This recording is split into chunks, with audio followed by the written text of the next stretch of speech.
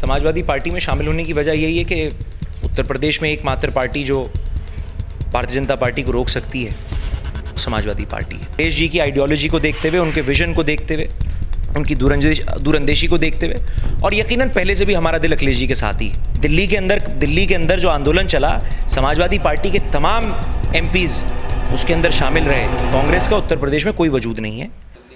नमस्कार, मेरा नाम है संदीप प्रजापति, आप देख रहे हैं राजनीतिक मंच न्यूज़। समाजवादी पार्टी में रहे मंत्री रहे शाहजान मसूद जो हैं, अब फिर से समाजवादी पार्टी में आ गए हैं कांग्रेस को अलविदा बोलकर, और आज हम उनके साथ मौजूद हैं, उनसे बातचीत करेंगे। कैसा लगता है जो समाजवादी पार्टी में शामिल हुए हैं, किस वजह से शामिल हुए हैं, क्या कुछ उनकी रणनीति है आगे की, उनसे बातचीत करेंगे। सर, पहले आपको बहुत शुक्रिया भैया, बहुत शुक्रिया आपका। उसमें शामिल हो गए हैं समाजवादी पार्टी में, कैसा लग रहा है और क्यों साथ छोड़ दिया कांग्रेस का? बहुत अच्छा महसूस हो रहा है साहब। समाजवादी पार्टी में शामिल होने की वजह यही है कि उत्तर प्रदेश में एकमात्र पार्टी जो भारतीय जनता पार्टी को रोक सकती है समाजवादी पार्टी है। और देश के हालात, नौजवानों के साथ जुल्म, किसानों के साथ जुल्म, पेपर लीक, इन तमाम चीज़ों को देखते हुए बहुत ज़रूरी है कि भारतीय जनता पार्टी को उत्तर प्रदेश में रोका जाए। उत्तर प्रदेश इस देश का वो प्रदेश है जो ये तय करता है कि देश की आने वाली सियासत किस ओर जाएगी। और 2027 में समाजवादी पार्टी इकलौती ऐसी पार्टी है इस प्रदेश में जो भारतीय जनता पार्टी को रोकने में सक्षम है। अखिलेश जी की आइडियोलॉजी को देखते हुए, उनके विजन को देखते हुए, उनकी दूरंदेशी को देखते हुए, और यकीनन पहले से भी हमारा दिल अखिलेश जी के साथ ही है। हम इस पार्टी में और ईमानदारी से इस पार्टी को मजबूत करने का काम करेंगे अपने ज़िले में। 17 में जब चुनाव हुआ था, अखिलेश जी मुख्यमंत्री थे, लेकिन उस टाइम भी नहीं रोक पाए। उत्तर प्रदेश में आने के बाद 22 में चुनाव हुआ, तब भी नहीं रोक पाए, क्योंकि मन से बड़े बड़े दावे हुए थे और उनको लग भी रहा था कि मुख्यमंत्री बन चुके हैं, लेकिन उसके बाद फिर भाजपा। हार और जीत चलती रहती है राजनीति में। हार और जीत राजनीति का पार्ट एंड पार्सल है।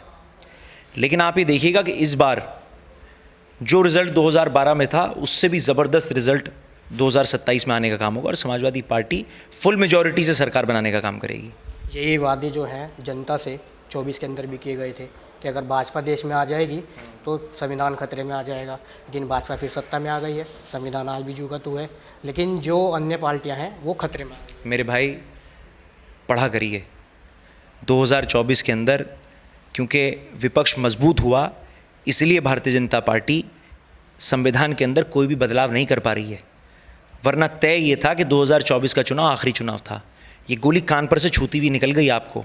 और अगर आप भारतीय जनता पार्टी को मजबूत होते हुए देखेंगे एक देश में, तो आप देखिएगा डेमोक्रेसी सिरे से ख़त्म हो जाएगी। और मुझे बताइए, क्या ये सॉफ्ट डिक्टेटरशिप नहीं है कि देश के नौजवानों को 40 दिन जंतर मंतर के ऊपर बैठना पड़ रहा है ऐसी चीज़ के लिए जिसके लिए उन्हें एक आवाज़ भी नहीं उठानी चाहिए थी।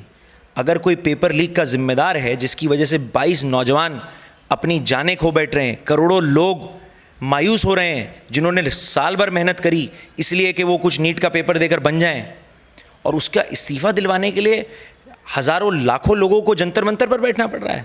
ये सॉफ्ट डिक्टेटरशिप नहीं है। किसान को सर्दी, गर्मी, धूप, बारिश में साल भर बैठना पड़ गया, 850 किसानों को अपनी जानें गंवानी पड़ गई। ये सॉफ्ट डिक्टेटरशिप नहीं है।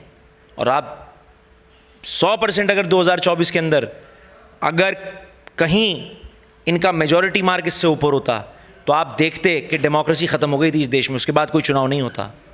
जंतर मंतर के बाद झारखंड में भी पड़ा था छात्रों को, वहाँ समाजवादी नहीं गई, वहाँ जाकर आंदोलन नहीं किया।